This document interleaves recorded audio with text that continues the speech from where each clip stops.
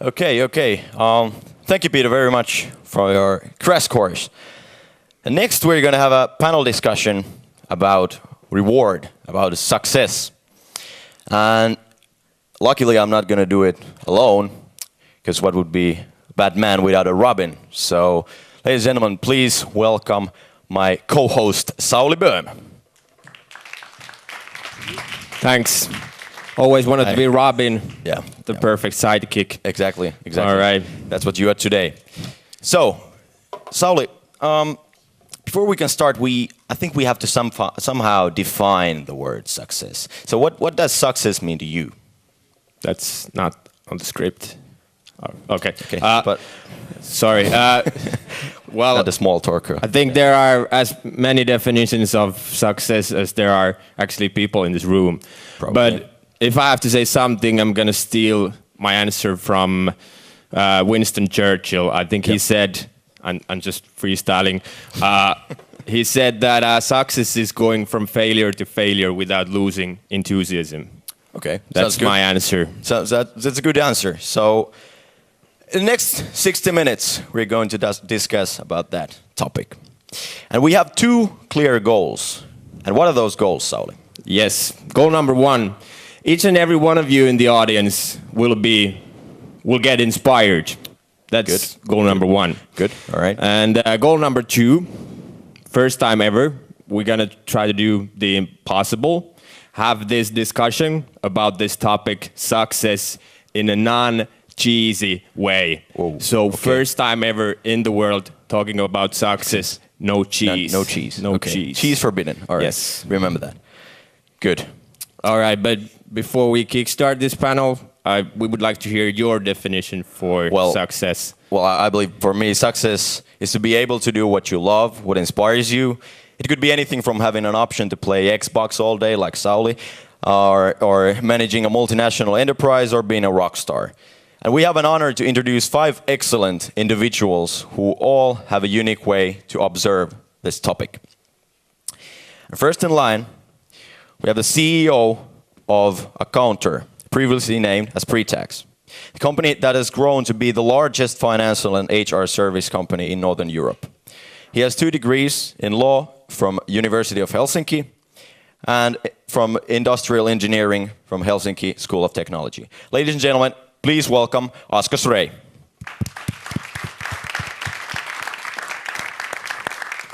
Hello. Hi. Good to see you. Thank you. All right. All right, next exceptional individual. She's the Chief Brand Officer at Rovio. She has worked for Nokia and Fazer as well. She published a book called Honest Finnish Magic. Tells about Finnish success stories.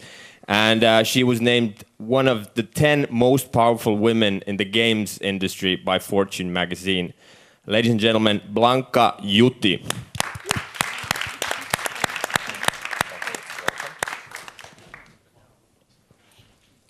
All right, next one. He's the founder and CEO of this multi-million company. He founded the company when he was 16 years old. He was chosen as the entrepreneur of the year by Ernst & Young. It was 2013. Yep. Ladies and gentlemen, William Wolfram.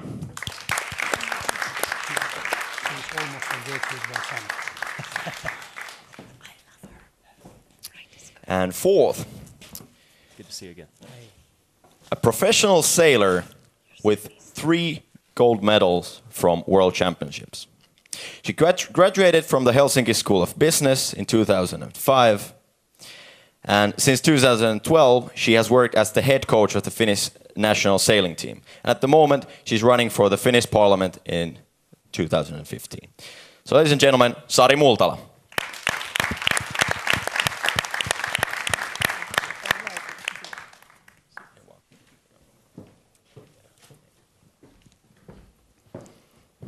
Yes. And then last but not the least, he has a long experience as a private investor, holds a degree in the economics from University of Vasa, worked as a CEO of FIM, resigned in 2000, after which he held up as a member position in the board for 10 years. Nowadays, CEO of Akkunia, ladies and gentlemen, Jukka Ylitalo.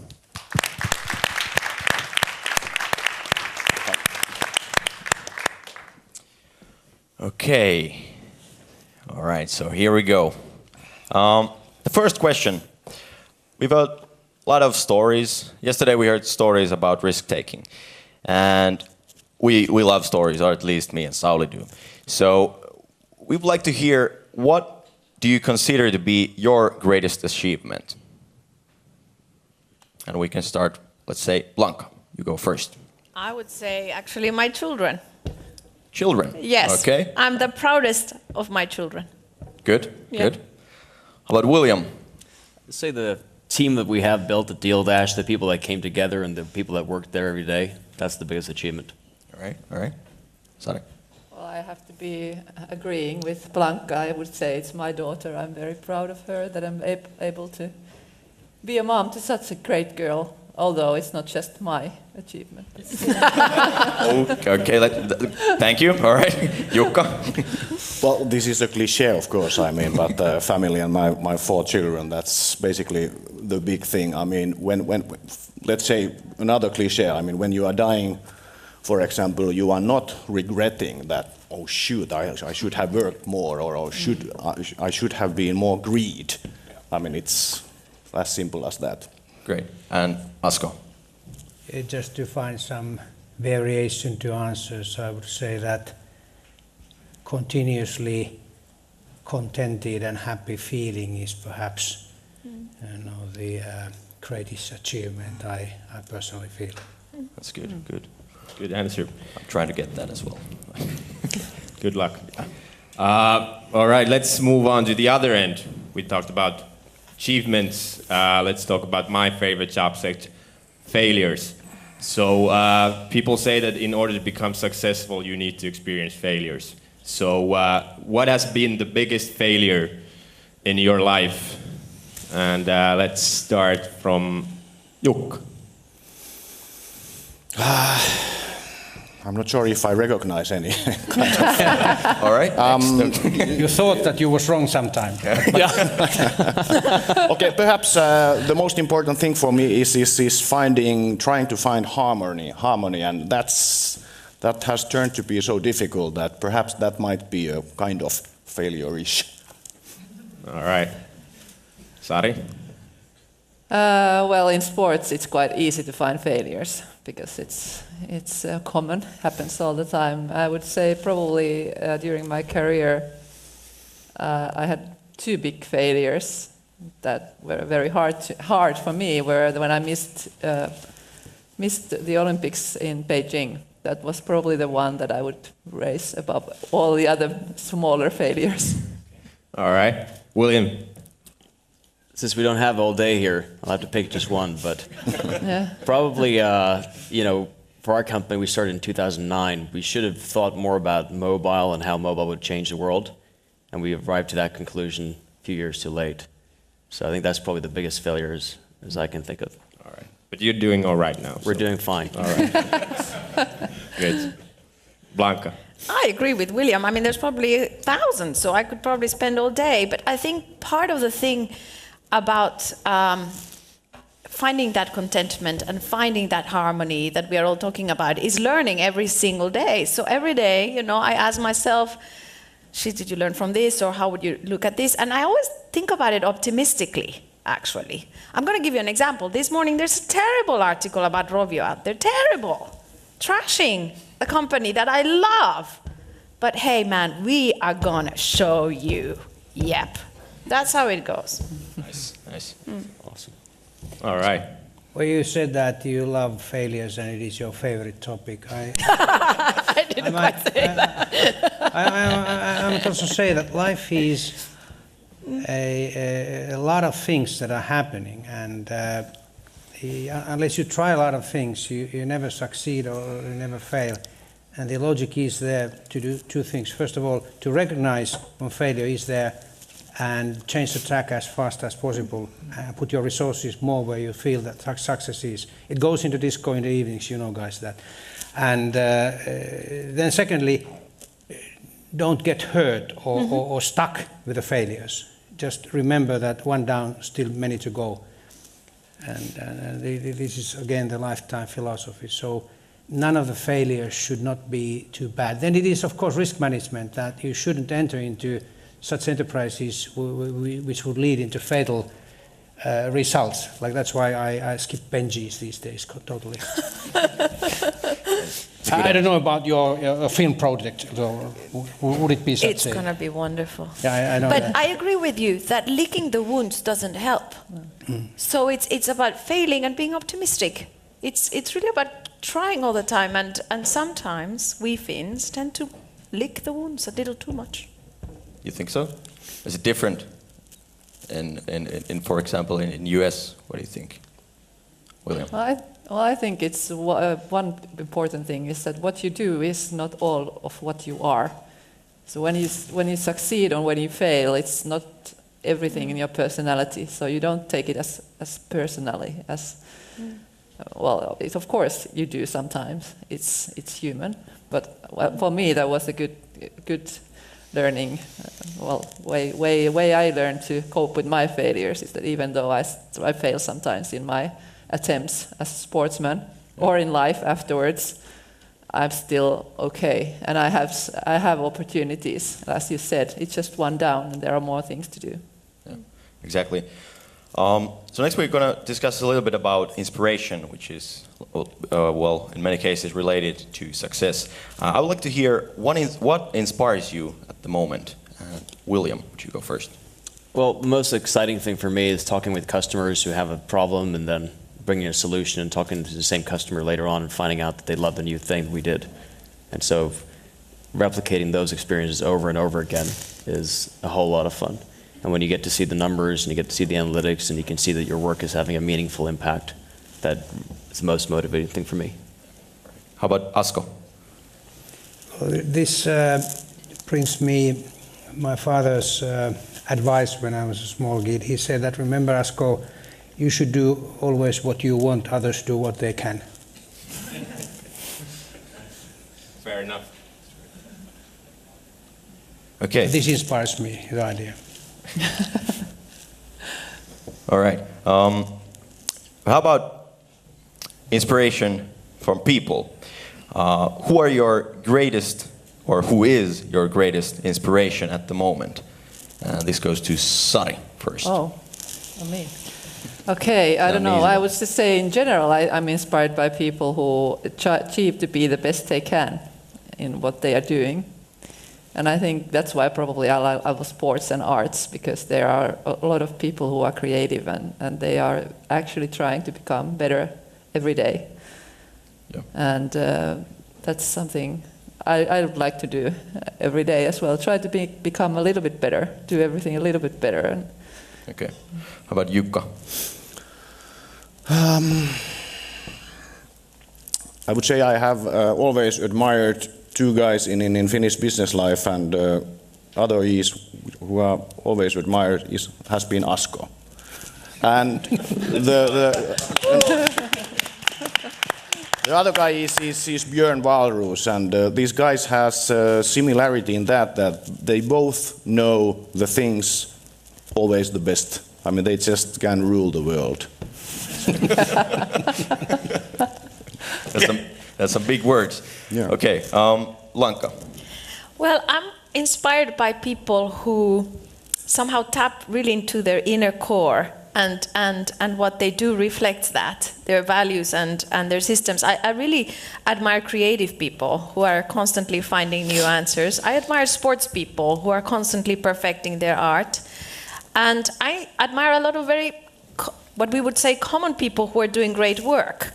My favorite, actually, is a lady called Kitty Hakola, who's now in her 70s. And for 40 years, she was the principal of a päiväkoti called Vironiemi. And every kid that I've met that has gone to Vironiemi has something incredible in them, some wonderful self-confidence, tolerance for the world, a lot of empathy and openness, and it's to her legacy. So sometimes I think that there are people like that we don't, recognize in our daily life, but man, what a change they make. Generations of kids, and so she's actually my number one, I would say. All right, let's talk about turning points in your careers. Jukka mentioned that Asko rules the world. Was there a turning point in your career that kind of explains the situation right now where you are? About me, well, I can recognize two significant turning points in my working life.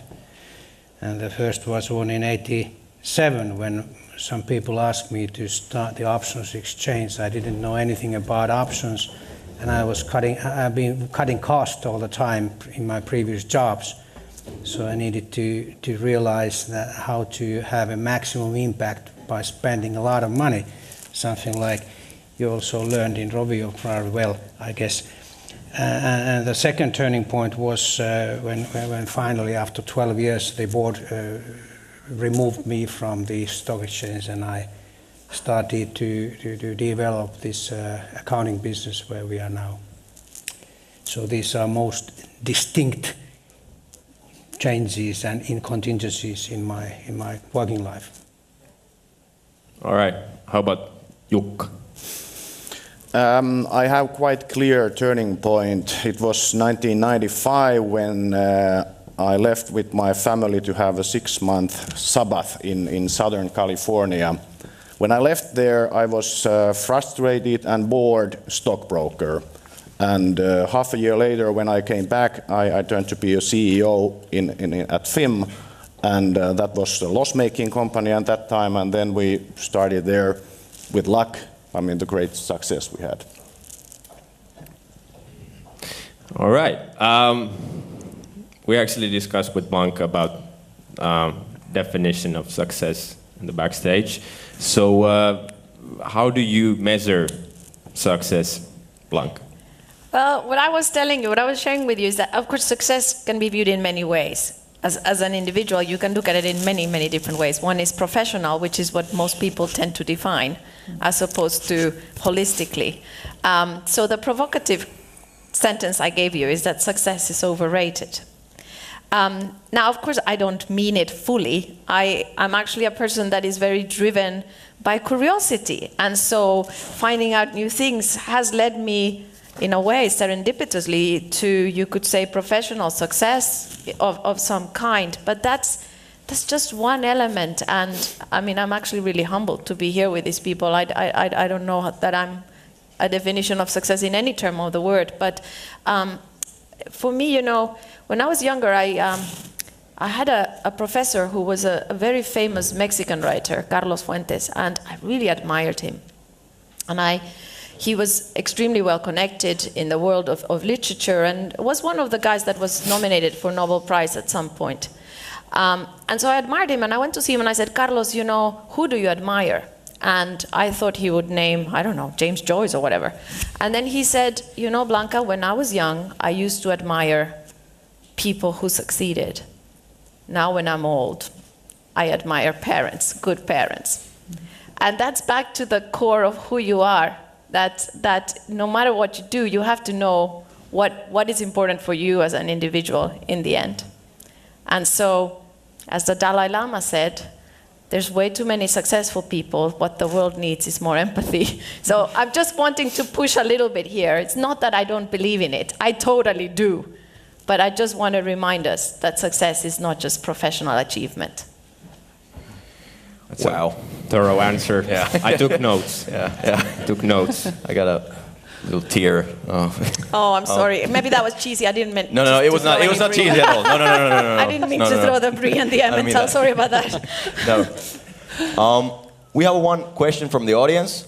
How do you stay optimistic, especially when other people may be encouraging? That's discouraging. Discouraging. Yeah. It's an open question. Anyone can answer if I think as an entrepreneur, you have to be very aware of the types of people you surround yourself with. Yes. And if you're surrounded with very negative people or people that bring you down, you got to just, rethink the way you spend your time. I've been super lucky. I come from a family that's been really supportive. Even when I was building my 50th website that hadn't worked, they kept on believing in me. And I have an amazing girlfriend who's here in the audience today, Ella. nice job. And she's super supportive of me. So I think that's really important. And of course, there are people, you get to know that aren't equally supportive or just negative. And, it's a full-time job to change yourself, and you can't really change other people that much. So just surround yourself with the right people. I agree. Any other thoughts? I think also not just positive things, but surrounding yourself with people who are more intelligent than you are, and know more than you are, know about different things than you do. And sometimes you need a mirror as well. I mean, it's good to be discussing about the failure and the success and the next steps with someone else. So I think everyone needs someone else. I mean, I think there are not too many people who are successful just by themselves. Yeah. Mm-hmm. Any other thoughts? Nope. I actually think that positivity is probably the number one attribute of an entrepreneur. Okay. I think it's the number one. Positivity. Yeah. Believing that, you'll succeed. Yeah. Just keep on trying. Also another way of looking at that, my management teams have always said that I seem to have more ideas than any reasonable team can put into action. And so we have been seeking for a balance between the implementation skills and the imaginative ideas. On the other hand, my children's mother, who was very, very substantial in us developing this Accounto group, she could see hundreds of threats in anything. And if I could rationale them away, we had a tremendous idea what we then run through, and we have made many successful decisions with this kind of yin-yang type of approach. So again, somebody said earlier over here that this is the success is also pretty much based on right type of combination of different personalities. Yes. So good. Yesterday we were talking a lot about risks and what could be the cost of success. What do you guys think? What has been the cost of your successful careers? Well, can you mostly income. Yes. You're good. No cost, okay. Sorry, what was the question? Damn you, Asko. What is the cost of success? The cost of success might be that you just stay working, stay collecting more wealthness or more success. I mean, you need to rethink things, I would say, at least once per year. That are you happy? Do you have the harmony? What do you need to do for next 12 months, for example? So rethink and, just continue if that feels good and right, but if it doesn't, you need to make changes. Okay, so self-reflection, I'd say. Yeah. This is really important what Jukka said over there, that there are external type of and internal type of success, and external type of success is vanishing, and while you're taking your last breath, you don't really see any value over there. It is only internal success that has true value. Mm-hmm. And if these are in contradiction, you're basically working your life out, and it doesn't make any sense. Do you have, Asko, any tips how to manage that? Unfortunately, no. But in about 1 hour's time is my kid's grandfather's funeral beginning, and he died at the age of close to 90.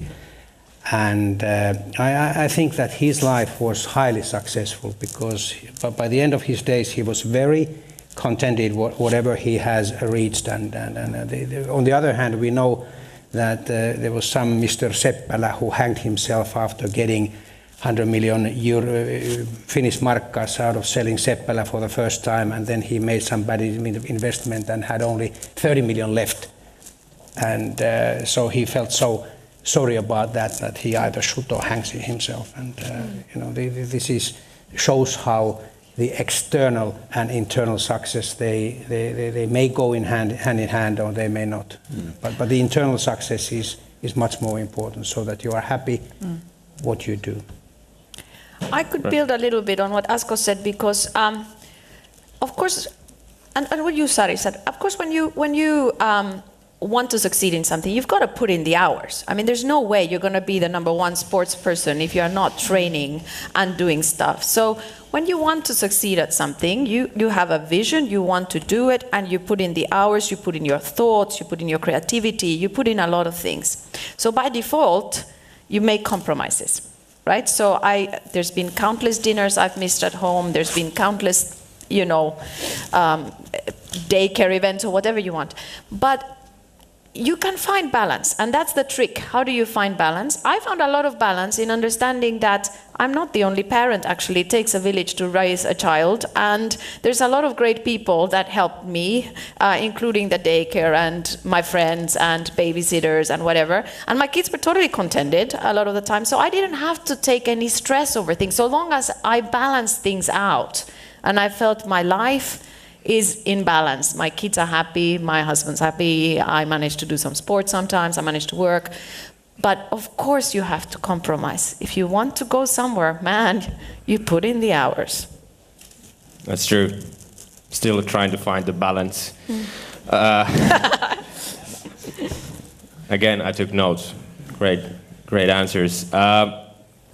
Let's stay under the same topic, at least for a while. Sara, you graduated from Helsinki School of Economics, but you made your career as a professional sailor. So have you missed out on something when you pursued your career as a sailor? Well, obviously it took me more time than most people, but on the other hand, it gave me the opportunity to learn more colleagues that were studying at the same time. I first studied with some people, and then I missed a year. Then I started again with other people. So I have a bigger network I could look at it in another way, of course. I didn't graduate, I didn't start working in something else as early as the other ones, but on the other hand, sports has given me that much. And of course, then there were times when I missed a great party.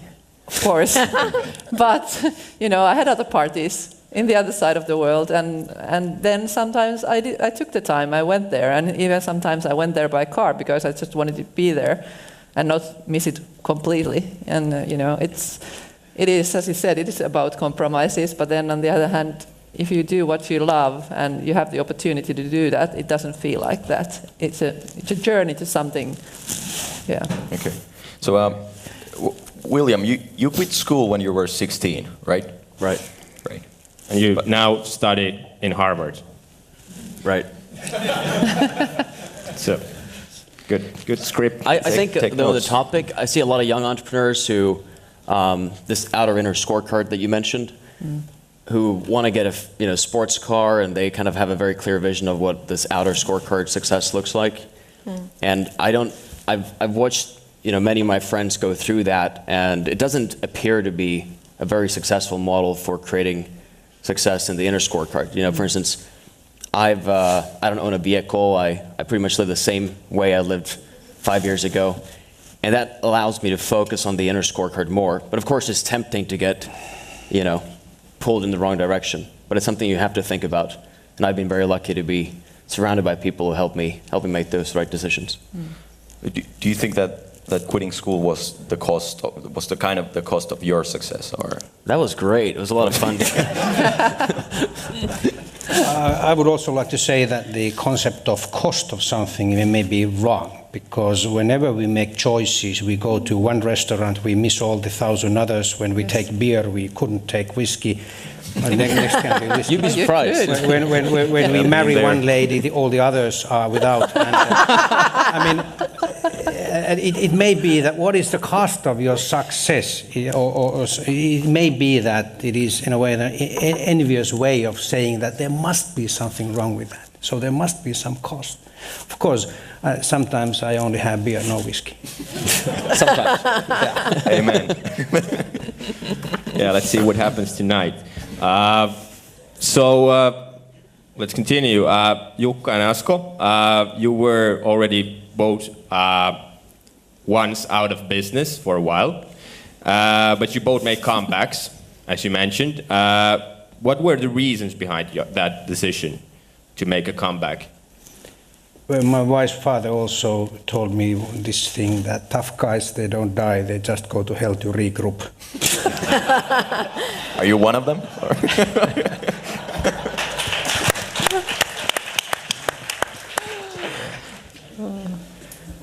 Do you want to add?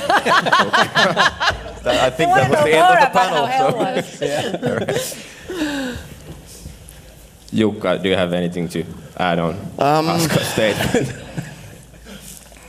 Why I came back was probably a combination of being kind of bored in that sense that I had probably too much degrees of freedom. I mean, every nice things didn't feel nice enough, and that's basically one reason I wanted to come back, and the other is basically it was the reason that they came and picked me up from home. So I couldn't resist of being in frontier once again.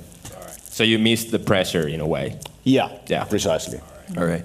Okay, so let's take another one from the audience. Have you always known what you want to succeed in and what you want to do? How much has your career been steered by coincidence? It's an open question. Any I'm thoughts? happy to answer. Yeah. It's all been coincidence. Okay, all right. Yeah. So I studied anthropology and then literature. I now work in sales, and I've done investor relations, and I've done whatever. I've just been curious. I think life is great, and actually professional life is really long. So you can move and learn and try new things. So to me, it's all, it just happened that I met a Finn one day, and I didn't go, where should I go to live? I mean, so I ended up here, and then, one path has taken me to the other. But in each thing that I've tried to be the best I could ever be at that thing. That's been kind of the thing. And it comes from wanting really to learn. What is the secret here? How does this work? And because I start everything new every few years, I actually do what you say. I surround myself by experts who know 100 million times more than I do. And I start just with questions. That's all I start. What is this all about? Please help me learn. It's all coincidence. Okay. I guess you agree, or any thoughts, Jukka? Well, my notes has been actually quite clear, because I mean, I knew when I went to Vaasa University that what I would like to study, it was financing. I was hoping that I could be a stockbroker, and I was motivated enough that it took less than 3 years for me to finish, and that helped as well a lot, because I managed to get a job actually with help from Asko, actually. It was 1988, and my colleagues who had started at the same time, it took normally 5 years from them, and they finished when Finland was in a great recession. So they never got the job. I mean, I had 4 jobs waiting just to choose one, and my colleagues had none whatsoever. So I had clear notes and good luck. Yeah. Well, I could add actually that I think also in the long run it's a lot about luck and coincidence and being just open to things. But well, if taking an example from the sports, I think you still have to have goals. If you want to be good at that, what you're doing, you have to know what it takes to get there. I mean, at least it's quite important for me, I think, and becoming successful in that. But looking at these people, I'm sure I mean, it's quite clear that, I mean, it's not just one thing you can be successful at. You can be successful in many things, in personal life and in business, and you don't have to stop somewhere. And if I look at me at the moment, I have no idea what I'm going to be doing in 10 years. I'm not afraid of that. I have many friends who plan their lives, who look at what it looks like in their CVs. I don't know if it brings you more success or more happiness or more money in the long run. Maybe it does, but I don't want to live that way. I would say that it is a combination of hard work, luck, and choices. And I believe that this hard work is the essence of the focus on exactly what you are doing, and only limited amount of your resources on looking at something else. This is like in the marriage. And the choices are also, like when I had my first job, I never applied it because my fiancée was sending applications here and there, and she made some mistake in copying the text, and it was a business analyst job to Bank of Helsinki, and she had written there business advisor, and my potential chief said that, hey, I just wanted to interview a guy who don't know what job he is applying for. And I look at the signature and say that, yes, this is not even my signature, so this is my fiancé sending these applications here and there. So, I was chosen. I decided to go there. This was a choice. But then I worked hard, and then all of a sudden something appeared. And so this is a continuous process with choices, hard work, and luck. And of course, if you work hard, there's some sports guys and the golf guys particularly say that it is funny, the harder you practice, the better luck you have. Yes, that's true. So there seems to be a correlation also. And more chances come on your way. Absolutely. Yeah. I also think it's really important the way you respond to things that happen and the way you frame them. The best thing that ever happened, the best things that have happened to me have been dressed up as something unluck. For instance, I couldn't speak Finnish when I moved back to Finland, so I couldn't get a summer job, so I had to start a company. And then Poor you. Have Can to you start. speak Finnish now? my girlfriend is teaching me very much so. So I know all the right words, but the wrong words for business. And then I lost 50 euros on a penny auction website in Finland in 2008, and I felt really bad about it, and that led me to starting Deal Dash. So a lot of the things that come away, you have to try to reframe them as something very positive, and then you can get the energy from it. Okay. Those answers show a lot of hard work, a bit of a luck, and that kind of things. Last summer, I guess it was in Helsinki. There was a held event called Are You Allowed to Be Successful in Finland? So why is there even that kind of question? What do you think? Is that a cultural thing, that some people are allowed to be successful, or are we just too shy to show it? What you say, William? What do you think about the biggest differences between US and Finland? Well, I'm not quite sure. I mean, I don't read any forum posts or blog comments in Ilta-Sanomat, so I don't really know what people are thinking. The people that I know here in Finland are absolutely, super motivated, and they love to see other people succeed. And the same thing in the US. I'm sure you can find all kinds of macro trends, but it's pretty easy to focus in on. Do others agree?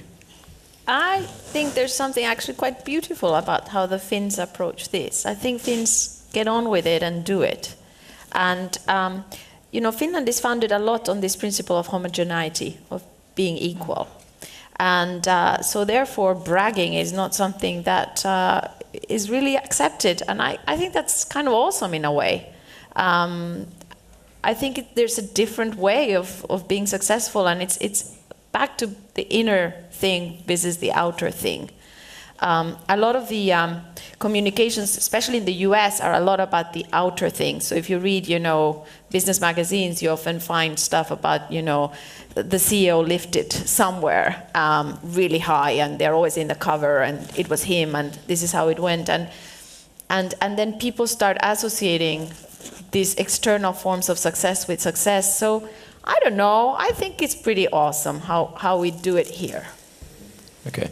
You wrote a book about like Finnish success stories, as Sauli mentioned, and the book was trying to give an answer to the question: do successful and creative people have something in common?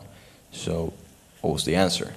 Absolutely. Absolutely. I think it's this desire to keep on creating and not seeing things that would seem like adversity as an adversity. So turning things around like you did. I think that's to me the single most important ingredient, that you actually see it as an opportunity. So yeah, the book is honest Finnish magic, and I was just reflecting, it was really difficult to translate it into Finnish, actually, the honest Finnish magic. It's aitoja, ihania, omanlaisia, I think, in Finnish. But it was difficult because there's a paradox between honesty and magic, and that's what I was trying to play with. So there's this very intrinsic thing in Finns about being honest and realistic. But what I love to see in Finland of today, very different to the Finland of the 90s in the recession, is this entrepreneurship that there is around, and these things like ravintolapäivä rising, and people thinking of really new ways of doing things, and this optimism that a lot of you young guys have. I think that's awesome. All right, you mentioned entrepreneurship. There's a question from the audience. What's the best time becoming an entrepreneur? Or is there any?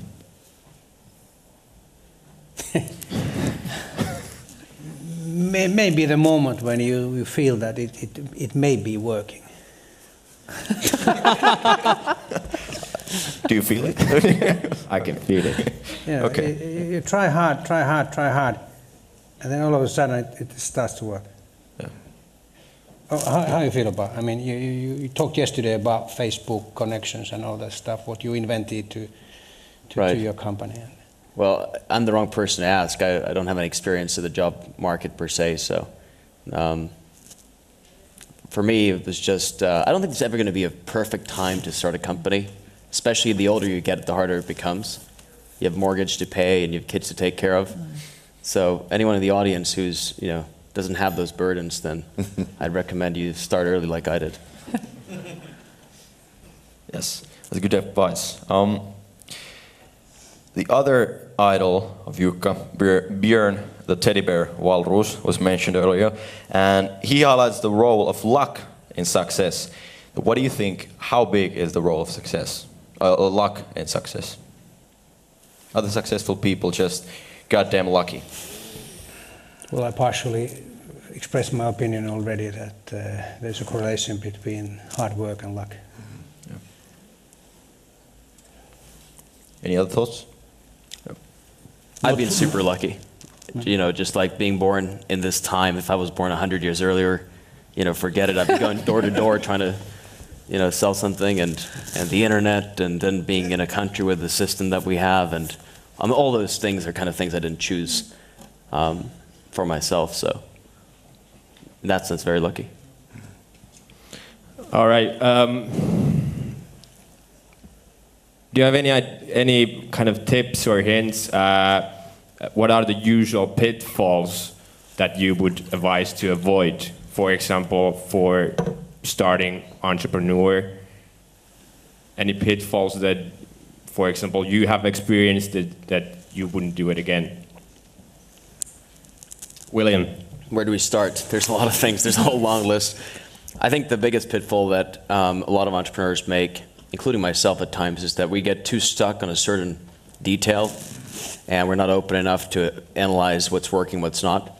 And then another pitfall is that we tend to think of innovation in terms of product innovation or marketing innovation, but a lot of times you have to think about the business model. And we've, over the last 7 years, had to change the business model a few times, and we're trying different things and thinking about different opportunities, and I think that's equally important, especially when you're doing something on the internet for the first time and you have to figure out how to make money. Do others have any comments on that? Pitfalls to avoid? Or just go with it? Asko has a thought. I mean, this entrepreneurship and running businesses, it is a continuous process of development, taking small persistent steps, keeping all your sort of eyes and senses open, what works, what not. And probably the biggest pitfall is not to understand that. I mean, whenever we see business to fail, the fundamental reason is something that you couldn't see, and so you couldn't react. And we heard some stories of that by Sari Baldauf this morning over here concerning Nokia, and we have hell of a lot of stories. And I've done wrong things many times, but the issue is to try many things. The spaghetti effect, you throw spaghetti to the wall, see what sticks there, and then build on that if you don't know, because it is rather difficult to exactly know. And you also mentioned that if you don't try enough, then it may be that you just focus on something that isn't working, and you focus on that for too long a time, and then you are out. All right, good answer. Let's move on to the last phase of this panel. It's called lightning round. We made up that name. Took 2 hours. Lightning round. So you have blue and a red card, and we're gonna give a statement or a question, and if you agree with the statement or say yes to the question, raise the blue card, and you know the dealio. Good. I'm colorblind. No, I'm just kidding. This is green. Okay. All right. So the first question: the success is in your blood. Which one was blue? Which one was... If you agree. I The disagree. blue is yes. That's no. Okay. Blood. Blanca, could you elaborate? Well, I think it's this gene to believe in yourself is really critical. So, of course, you have to work bloody hard. But I think a lot of people who succeed have this predisposition to just keep on trying and keep on trying and keep on trying. So it's a difficult one, but that's why I chose blue. So I can like blame my parents if I don't succeed. No. Oh. Unfortunately, No, so I'll I wouldn't continue. buy that. I wouldn't buy that. And I'm sure you can learn it, but there's something very intrinsic in people who really want to succeed. That's why I chose blue.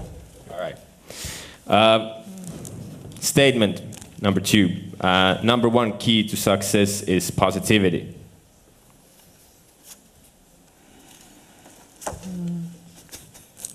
Both. Yeah, I don't know.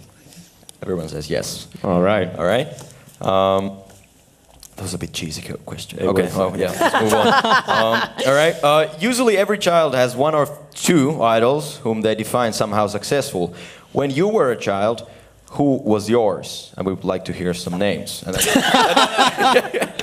you didn't have idols. So. Negative. That was actually one of the It's a questions binary answer. from audience as well. So who were your idols when you were a kid? Wow.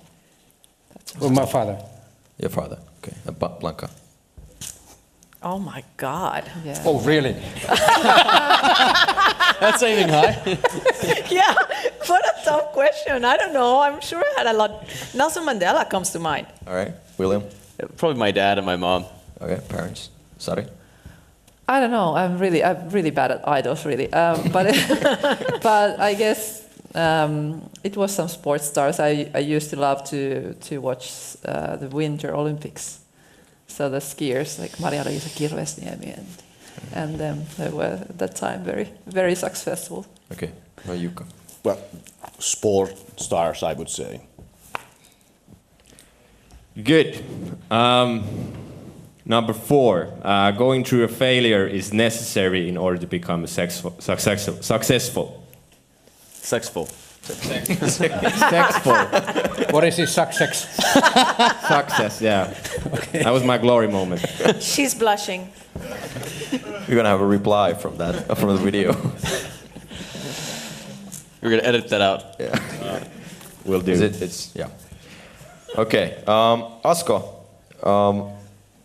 Some years ago, you got fired from the Helsinki Stock Exchange. After some time, you said it was the best thing that has happened to you in your professional career. Why was that?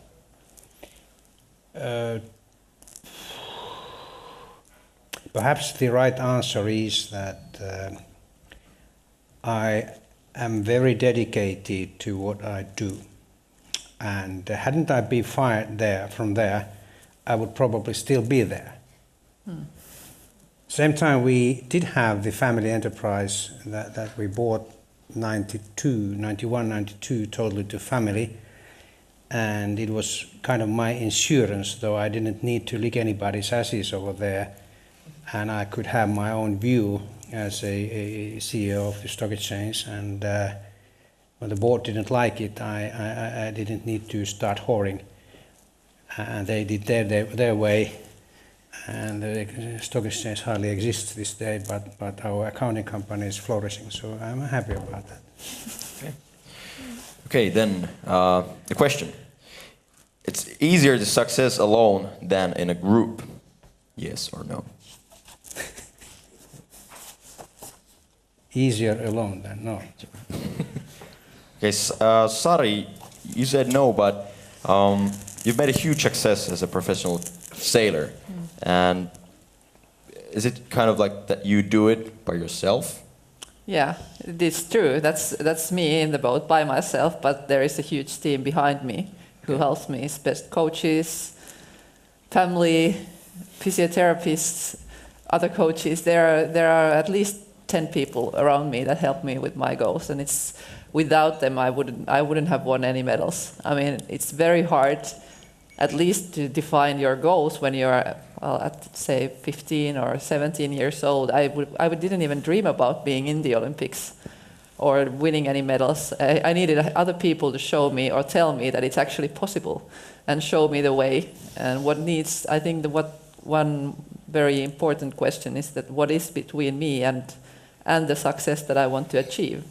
What is between me and my goals? And other people showed me that. I think in the beginning, especially, I was too young to know it by myself. The older you become, the easier it becomes to be more critical and actually analyze your own doings. But you need other people. Right. Good. Actually, question to Jukka. What was the biggest factor that helped you being successful other than yourself? I would say luck and good timing. Of course, team and of course parents, etc., etc. But if I would need to name one factor, it's luck. So. All right. Statement number 7. Finns' lack of drive to succeed. What's that? Finns' lack of drive to succeed.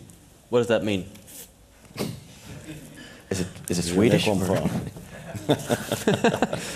Basically, that we don't have passion to succeed. Oh, yeah.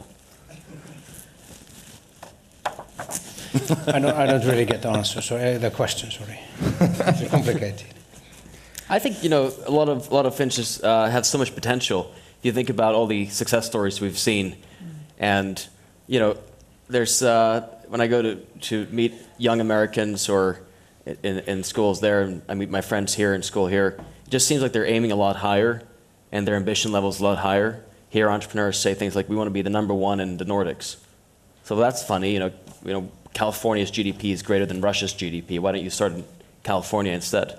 And there's always some excuse why we should start locally and then expand there. But I just think that model doesn't fly as well as just aiming higher, and maybe you'll get halfway there, but at least it'll be more fun.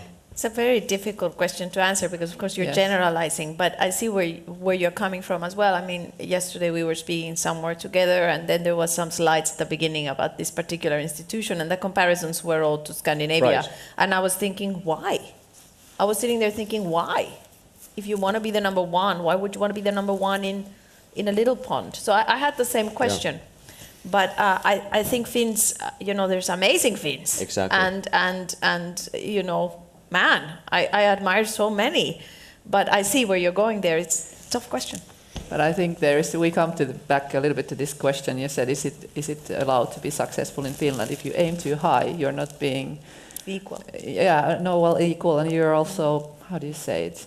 Not modest enough. I mean, you have to be a little bit modest in Finland. Humble. So not humble enough. So if you say that, why want to be the best of the world?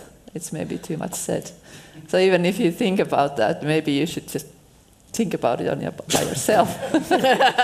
I think there is some truth in that. Yeah, I mean, yeah. Okay, all right, good comments. Thank you for the lightning round. The last question that we'd like to give to everyone is that what would be your tips to all of these students here who have a thirst for success? How could they make it? Last tips, and this goes to everyone. We can start from Jukka. I would say that get rid of negative persons who are around you. That's basically it. Thanks. Sari? I would concentrate on something that you have passion for. Yeah, I think if you want to be successful in something, you have to find the passion for it and at least the interest for it, and to become better at it. Okay. William?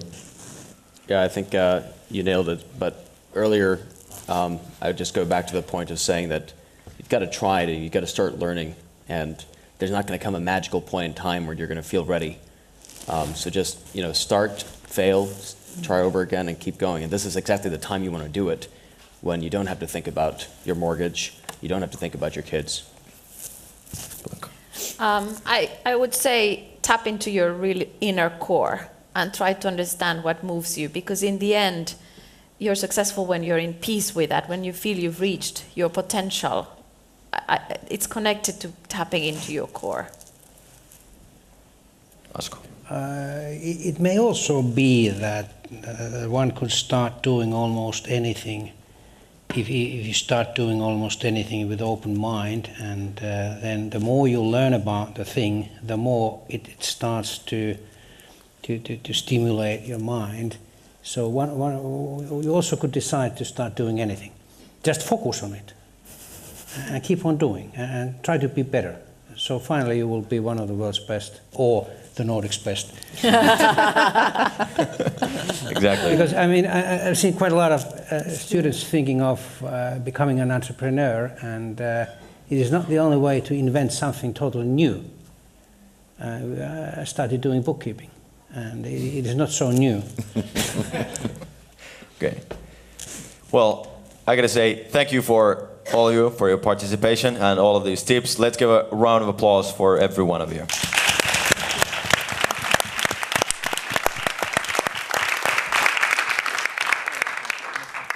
And next we're gonna have a short break, and after that be here, and there will be a speech about success. Surprise, surprise. So see you in, what was it, about 30 minutes. Thank you.